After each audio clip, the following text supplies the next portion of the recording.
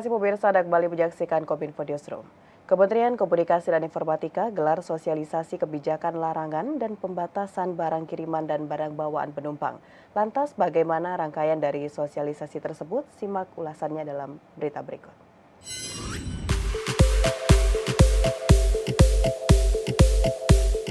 Humas pemerintah didorong untuk berperan aktif dalam mengedukasi masyarakat mengenai kebijakan larangan dan pembatasan barang kiriman dan barang bawaan penumpang dalam rangka memberi kesadaran dan pemahaman yang baik tentang implementasi kebijakan, terutama menjaga keamanan dan keselamatan masyarakat Indonesia dari masuknya peredaran barang-barang terlarang.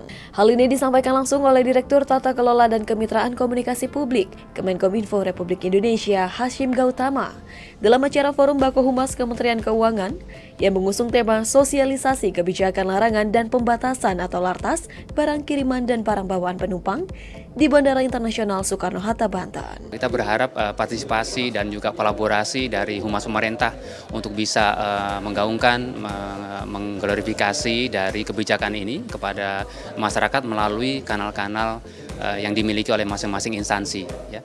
Dan ini sangat penting ya bagi masyarakat untuk mengetahui karena sekarang ini memang banyak sekali kebutuhan-kebutuhan ya barang jasa yang memang dikirim lewat bea cukai ya lewat bandara-bandara yang ada di Indonesia. Senada dengan hal tersebut, Kepala Biro Komunikasi dan Layanan Informasi Kementerian Keuangan, Denny Suryantoro, mengapresiasi adanya pelaksanaan sosialisasi ini dan berharap kolaborasi dan sinergi pada forum ini dapat menjadi suatu wadah bersama untuk bisa membangun narasi kehumasan pemerintah yang lebih utuh dalam menyampaikan pencapaian-pencapaian kinerja pemerintah. Adapun dalam upaya mendiseminasi informasi kepada masyarakat, Kementerian Keuangan secara reguler memiliki agenda publik yang harus diberitakan kepada khalayak dari Sabang sampai Merauke, serta memaksimalkan penggunaan media sosial hingga kanal yang dimiliki mulai dari TV, radio, hingga majalah. Yaitu harus kita terus lakukan dan yang terpenting adalah bagaimana bisa unit humas menjadi enabler dari seluruh kinerja yang sudah dikerjakan oleh teman-teman di unit lain.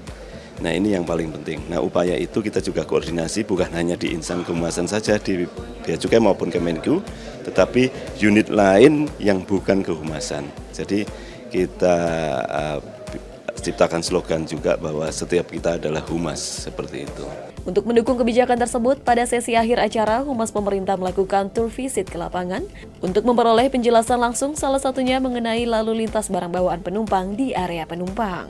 Bagi para penumpang yang datang dari luar daerah pabean, termasuk bagi warga negara Indonesia, diwajibkan untuk memberitahukan seluruh barang bawaannya dengan cara mengisi formulir Custom Declaration dengan cara memindai QR Code yang ada di bandara kedatangan untuk mempermudah petugas bea cukai dalam melakukan pemeriksaan barang di lapangan. Jika telah melengkapi persyaratan, maka penumpang tersebut dapat melalui jalur hijau yang artinya petugas tidak akan melakukan pemeriksaan barang dan prosedur pemeriksaan telah selesai. Berbeda jika penumpang yang ditemukan kecurigaan berdasarkan manajemen risiko, maka penumpang tersebut akan melalui jalur merah untuk dilakukan pemeriksaan fisik dan pemeriksaan barang bawaan penumpang yang disaksikan langsung oleh yang bersangkutan.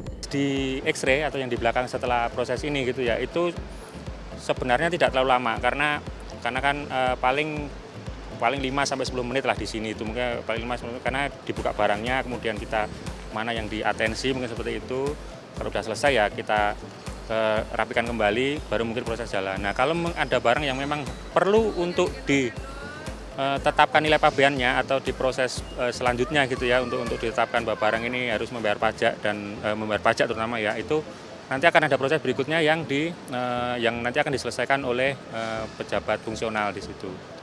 Untuk proses kita harapkan sebenarnya cepat ya Pak, namun paling lama 1 jam mungkin sebelum 1 jam mungkin juga sudah selesai sebenarnya. Pemeriksa Bea dan Cukai Terminal Kedatangan Bandara Internasional Soekarno-Hatta, Husni Fatah menegaskan, jika barang bawaan penumpang bersifat produk hasil tembakau apabila melebihi jumlah yang sudah ditentukan, terhadap kelebihan jumlah tersebut akan langsung dimusnahkan oleh pejabat Bea dan Cukai. Sedangkan untuk muatan barang yang bernilai lebih dari $500 per orang, maka penumpang akan dipungut bea masuk atas kelebihan jumlah tersebut.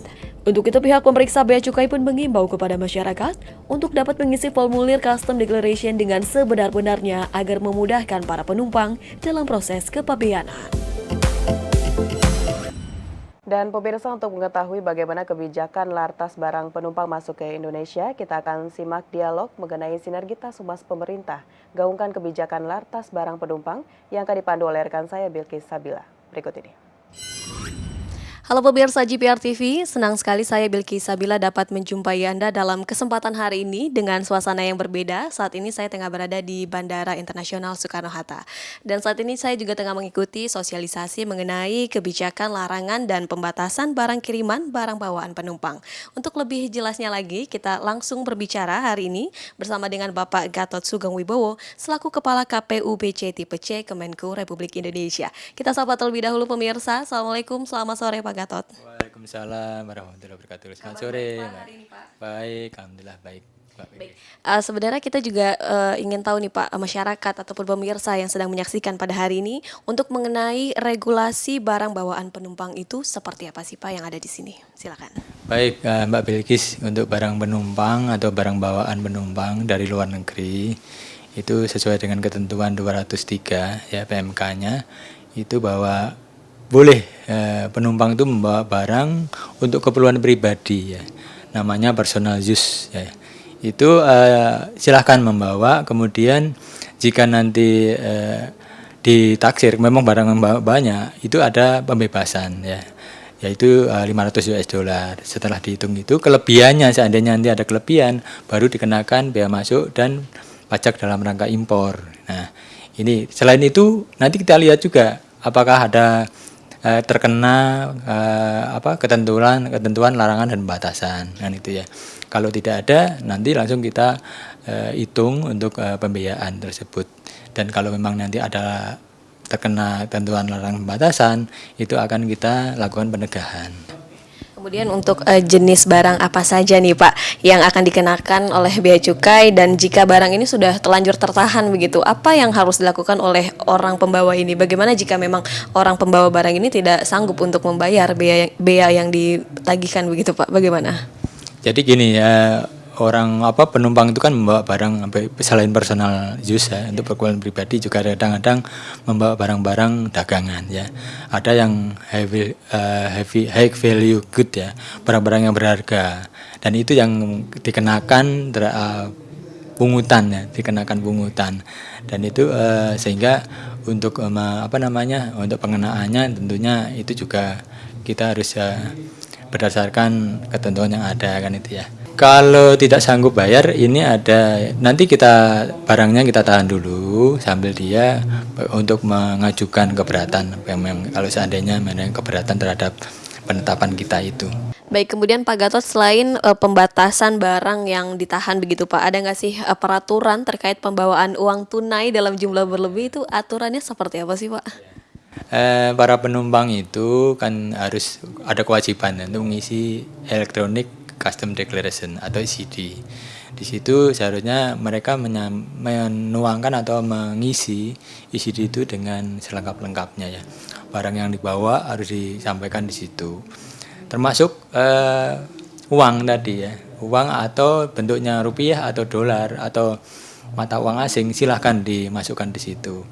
Sehingga nanti kalau sudah dideklar di situ, pembawaan uang batasan 100 juta ke atas ya, itu dibolehkan kan itu ya. Kalau tidak dideklar atau nggak diberitahukan di ECD akan dikenakan denda, yaitu 10% dari nilai yang dibawa itu. Pemotongan 10% dari uang yang dibawa begitu ya Pak? Ya, kemudian untuk kalau membawa lebih dari 1 miliar itu harus ada izin dari Bank Indonesia ya, sehingga ini perlu penumpang harus tahu, sehingga nanti jangan sampai nanti bukan ketahan ya, itu artinya dilakukan pencegahan oleh Bea dan Cukai ya gitu ya, tapi terhadap barangnya saja ya, bukan terhadap orangnya ya.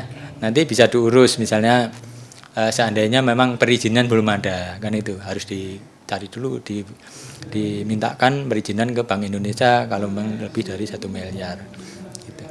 Dalam artian ini masyarakat mengisi ECD tersebut dengan sebaik-baiknya dan sejujurnya begitu ya Pak, agar tidak terjadi hal-hal yang tidak diinginkan baik dari pihak pembawa barang maupun dari pihak Bea Cukainya itu sendiri begitu ya Pak. Pak, yang dilakukan oleh Ditjen Bea Cukai untuk melakukan hal seperti ini, apakah untuk memang pemasukan pendapatan negara atau untuk menertibkan masyarakat yang membawa barang impor ini, mengapa demikian Ditjen Bea Cukai melakukan hal ini? Apa yang menjadi landasannya Pak? Oh ya, kita Bea Cukai kan tidak hanya untuk penerimaan ya, itu fungsinya, tapi juga untuk proteksi atau melindungi masyarakat supaya barang-barang itu tidak masuk, yang dilarang itu bisa masuk ke Indonesia.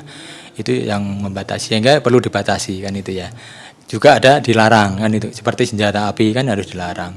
Untuk pembatasan itu tentunya perlu izin dari kementerian dan lembaga lain.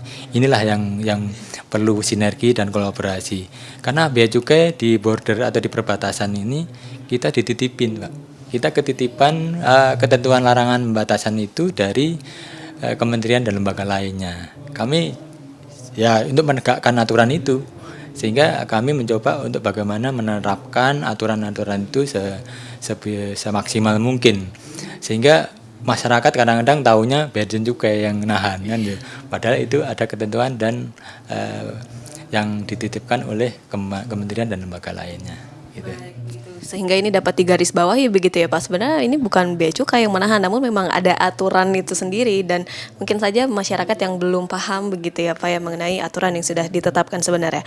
Pembatasan barang kiriman ini juga seringkali atau beberapa kali menjadi persoalan bagi oknum AFSEX begitu Pak. Bagaimana cara pengawasan ataupun penegakan pengawasan untuk di internal itu sendiri, terutama mungkin di internal Pak Gatot seperti apa Pak? Baik, untuk pengawasannya terhadap instansi terkait ya, memang di dalam pelayanan kami atau penanganan di barang penumpang ini ada namanya protokol ya, protokoler itu juga ya. Selain itu dengan AFSEC itu keamanan ya, keamanan bandara. Selama ini koordinasi kita dengan pimpinan maupun dengan petugas kami di lapangan sangat baik ya. Jika memang ada perbuatan atau kelakuan yang kurang baik, tentunya kami koordinasikan dan kita koordinasikan dengan petugas keamanan yang ada di situ, yaitu kepolisian juga ada di situ ya, sehingga kami coba kolaborasi dan sinergi dengan penegak hukum yang lain ya. Baik, jadi sinergi kolaborasi ini juga dilakukan oleh pihak lain begitu ya Pak, karena dari pihak Bea Cukai ini juga tidak bisa langsung melakukan penindakan begitu kan ya Pak, harus membutuhkan kerjasama dengan Polri begitu misalnya pemirsa. Dan terakhir Pak, imbauan kepada masyarakat terkait flow ataupun alur proses mengirim barang atau membawa barang agar tidak tersandung masalah perbiayaan ini seperti apa Pak? Silakan disampaikan. Ya, tentunya masyarakat harus tahu ya ketentuan dan batasan itu bisa dilihat di website Bea Cukai atau mungkin di internet yang terkait. Itu ketentuannya sudah jelas ya. Ada ketentuan terkait pembawaan barang-barang ya, berapa yang harus dibawa kan itu nanti bisa dibaca di ketentuan yang ada ya.